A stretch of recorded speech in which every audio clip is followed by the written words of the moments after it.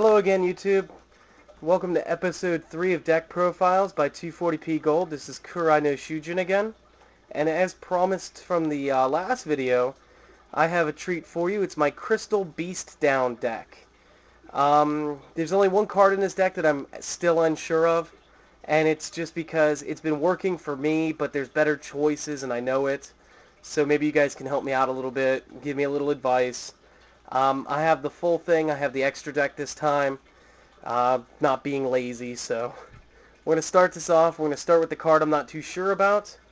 Crystal Beast Emerald Tortoise. And I love him for the defense power, the fact that he's a level 3, which helps to exceed the rank 3.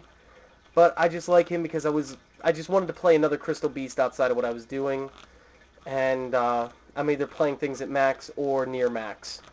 So the next card of the deck is 2 Ruby Carbuncles. And these guys are amazing because they set the whole combination off.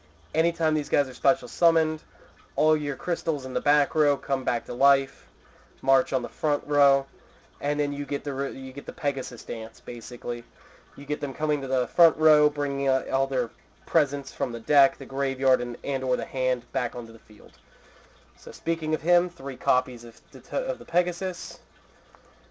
And I think we already talked about him, basically. You know, level 4, 1800 power, great effect. Him and Ruby are probably the best 2 cards in the deck as far as crystals go. But I needed a third dance partner, so we went with 3 copies of my Topaz Tiger. Now, the reason for that is he just basically, he gets over the monsters that maybe your Pegasus doesn't. And he can definitely overlay with Pegasus if need be. Next card in the deck, really tech-alicious. I love 2 diamond dudes. I love it because the spell base in this deck is so huge. And with the Pegasus dance basically happening the whole game, you're going to thin out your deck of your monsters really quick. And this deck only runs 3 trap cards. So I like being able to get the effects of them. Quick little tidbit on this. If you play him and you get duality off his effect, note, it's only the effect of duality activating. This means that you can still special summon the round that the effect happens, and or play another copy of duality. Don't let people tell you otherwise. I've already looked into it, talked to a judge, it's fine. Alright? Anyway, he's a pretty good card. He helps overlay, just in case, because he is kind of weak. He is only 14. But the next card in my deck was inspired, not so recently, but I haven't seen this deck played in a little over 6 years. So my friend used to throw in Haman, the Lord of Striking Thunder, in on his. So I was going through a bunch of newer cards, and Absolute Power Force absolutely helped out. 2 copies of the Dragon Queen of Tragic Endings. Usually I say that wrong, but I'm glad. This is another one of those monsters that can only be special summoned by controlling 3 or more continuous spell cards. If he attacks and does battle damage to the opponent has to send a card from their hand, and then you get to draw a card. And if it's sent to the if it's in the graveyard and was sent there from the field, you can send one of your face-up continuous spell cards to the graveyard to special summon it back. So this card helps recycle itself through the use of your crystals, and it also opens up some really cool synchros that, again, I usually side deck them, but I didn't, and you'll note that it's the dark attributes, so that's my Dark End Dragon right there. And then, because I use Krevons and Plague Spreader as tuners, it can also be that new, the Void Dragon from the new little premium tin. Dude's really awesome. He's basically Shien on steroids. So we'll get to it. There's Krevons. I think he's pretty self-explanatory now. 1 tomato because you're not playing too many little darks that you need to grab. Plague Spreader because he can be used twice. And 2 monks. Monk can be pulled off the tomato if need be. It can help get the Pegasus to the field to start the combo. It can overlay with the Pegasus into Utopia. It can overlay into the Blade Armor Ninja. It opens up some plays for you. The best part is, this deck wins. I've beaten, actually, quite a few Chaos decks now. Here's a Book of Moon. It's pretty self-explanatory. The next card, not so much. It's called Crystal Abundance. I run 2 copies, and I'll say from experience that sometimes 2 feels like too many, but at the same time, you have Summoner Monk, and you have the possibility that Diamond Dude's going to waste it. So 2 is just fine, 3 would be overkill, 1 would be not enough. The effect is you send 4 of your back row crystals to the graveyard, then you send every card on the field to the graveyard. Then for every card that your opponent sent, you get back a Crystal Beast to special summon to the field. This helps with Pegasus reloading all your tactics, and this also helps with a super game swing right after getting pushed down and getting all your stuff knocked to the back row and everything. So, really good technique right there. Next card is, wow, 3 Crystal Beacons. Pretty self-explanatory. For the effect to finally resolve, you need to have at least 2 crystals in the back row. Otherwise, when you activate it, special summon a crystal out of your deck to the front row. This helps you get Carbuncle off the first turn Pegasus, because, let's face it, there's 3 Pegasus, 2 Summoner Monks. There's no reason Pegasus shouldn't be on the field with Pegasus in the back row in the first turn. So, should it happen, should it die, you should be able to recover really quickly. Another card that'll help that, and the Abundance, 2 Crystal Blessings. Simply stated, target up to 2 of your crystals that are in the graveyard and add them to the back row. Up to 2. You don't have to do the maximum of 2. You can do 1. Another card that feels like it's just out of place, Crystal Promise.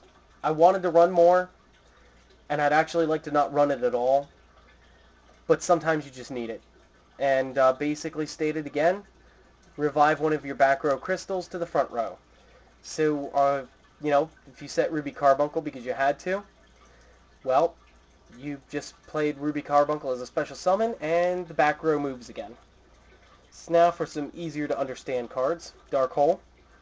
Heavy Storm, again, this feels like a misplaced card because you want the back row, but you have Summoner Monk to get rid of this if you need to, and obviously you're just going to hold on to it if you don't. Monster Reborn. I decided to go double MST because Bottomless Trap Hole can still wreck some of your combos in this. Dimensional Prisons still wreck some of the combos in this. Mirror Force really doesn't hurt you so bad just because you have the back row, but that's fine. 2 Dualities. I couldn't really find a reason to play a third, even though sometimes I wish I had it. So, I don't know.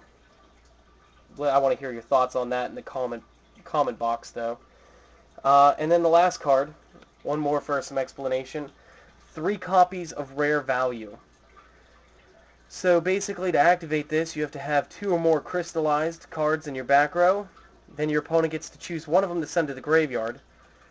Then you get to draw 2 cards. So pretty long-winded now, but that's fine. It's a really good card. It's quick to draw off. Like I said, if you manage to hit into that Trap Hole or Torrential or something on the first turn with the Summoner Monk, Sapphire Pegasus, you actually get to draw that first turn then too. So, and as promised, a 3-card trap set. I didn't feel that this was overwhelming at all. I felt this was just right. 1 Mirror Force, 2 Torrential Tributes. I just felt that any more than that was going to be a waste of my time and something that should be dedicated to a full Crystal Beast deck. Maybe you use Zero Gravity and Crystal Raigekais and stuff. Or not Zero Gravity, Rainbow Gravity. Okay, so we're going to move on to the extra deck. Not my side deck. My side deck always gets taken apart after tournaments. So, we're just going to get to that real quick. First one I have is Catastor. Then Brionic. Colossal Fighter, because there's so many warrior decks. So many 6 Samurai that are starting now before the structure deck gets released here. And plus, I mean, BLS is a warrior. Maybe I can get your BLS out of your graveyard for me. Formula Synchron, and people ask why. Ask why again while I'm going through the Exceeds, and you'll understand. One of my new favorites, the Gravity Warrior. Love this guy. He gets a bonus 300 when he's synchro summoned. for basically every card that your opponent controls monster-wise. So they have 5 cards, he gets an additional 1,500 or whatever. It's pretty sweet. I like him. He's really tech. He's become my replacement in my main dueling decks instead of my Iron Chain Dragons. My Magical Android, and you'll notice the Shattered Glass effect of the dual terminal. I just felt that I needed level 5s more than I needed anything in this deck, so I went with him instead of the second Catastor, because sometimes you need that little bit of life gain that can push you up, especially if you're using Krebins to stall. 9's viable in this deck. You can make I think you can make everything but 7 in this deck, but I might be wrong on that too. But Mistworm is definitely an option in this deck, so I keep one. And I keep one Stardust Dragon main boarded. Like I said though, that Red Void Dragon and the Dark End Dragon, both viable options, and when I side deck, I usually side out 2 of my Xyz. I usually get rid of Zenmaista and Utopia, but we'll go over those guys here real quick too. So the first one is my 1 Blade Ninja, 117, and Acid Golem, number 30. This is the reason why Formula Synchron's in here. If I can use the Acid Golem to synchronize with either of my 2 stars, I've gotten rid of him before he starts dealing me 2,000 damage a turn. I have no way to give it to my opponent, so this is what I do in this deck. And of course I get to draw a card on the process and then step up to something else like Stardust, possibly. Like I said though, I main 3 Utopias because I like the block attacks and I like the raw strength. And I went with Zenmeister over Roach this time. And the reason was, when I summon a monk, or I go to attack, and you stop my Pegasus with like Book of Moon, or enemy controller is actually more prevalent right now, Zenmeister will get him to flip down, flip up, back into attack mode, threaten for the attack again, but at the same time, Pegasus' effect will kick off again, and Zenmeister was just a little bit of a tech, he was just a bit of a treat.